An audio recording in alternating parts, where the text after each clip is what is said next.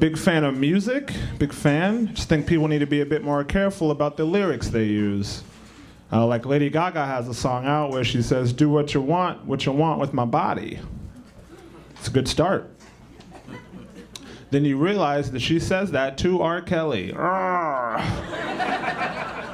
It's brave. 2 Chainz has a song out where he says, "My penis is so hard it sets the metal detectors off." Which is not how those work. Not even a little. I think he needs to rap less and read 2 books. That's kind of what. Education is important, people. A lot of people are talking about Blurred Lines. They're saying, they don't like that song because the lyrics are a little rapey, because he's like, "I know you want it," or whatever. I'm not here to say whether that's good or bad. I'm just saying that R&B music in general isn't the most consensual. I'll give you an example. There's a group called Next. When I was in middle school, they had a song called "Too Close." It's a big hit. In the chorus, a woman sings, "Step back, you're dancing kinda close. Feel a little poke coming through on you." Which translates to, "Sir, we were having a good time, but now you have an erection. We need to back up." There's a lot of pretty women here. I'm sure that's happened to you 1 or 1 million times. Normally the guy apologizes or he's like, "Oh, you're so pretty," or whatever, but not Next. They said, "And girl, I know you felt it. Ooh, I can't help it. You know what I want to do." Which translates to, "Yes, I do have an erection. Why isn't it inside of you?" Just gonna...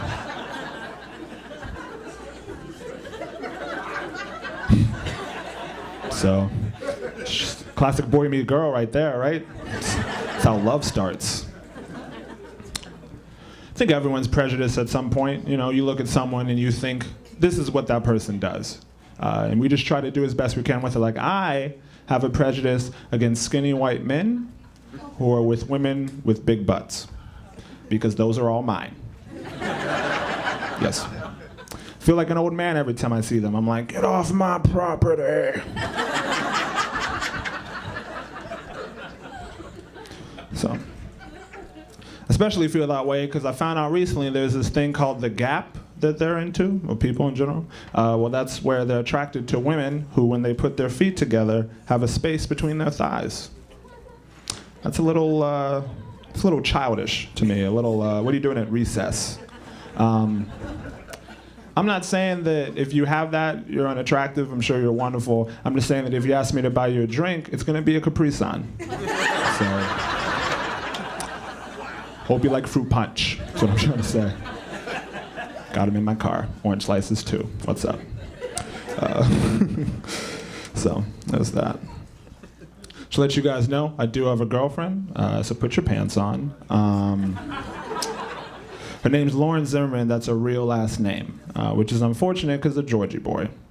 Now, some people have asked her if they're related, and that makes her very angry. I told her she needs to just let it go, but she still gets really mad at me when I change her Facebook status to "Good luck in court, Uncle George." So, nope.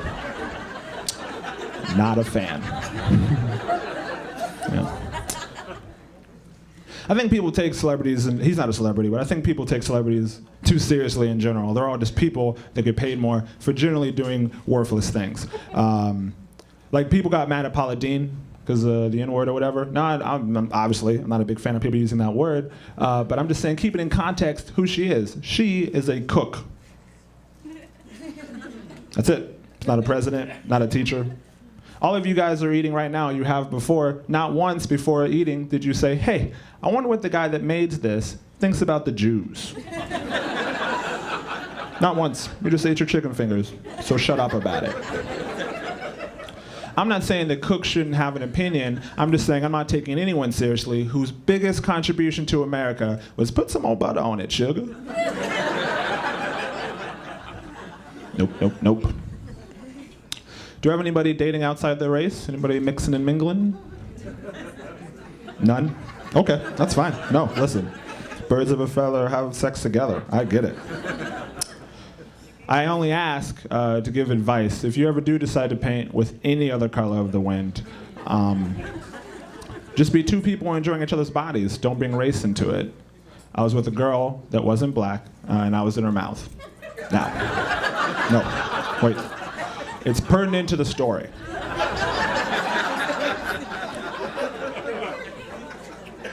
So we were having a great time, and at one point she stops and goes, you taste like chocolate.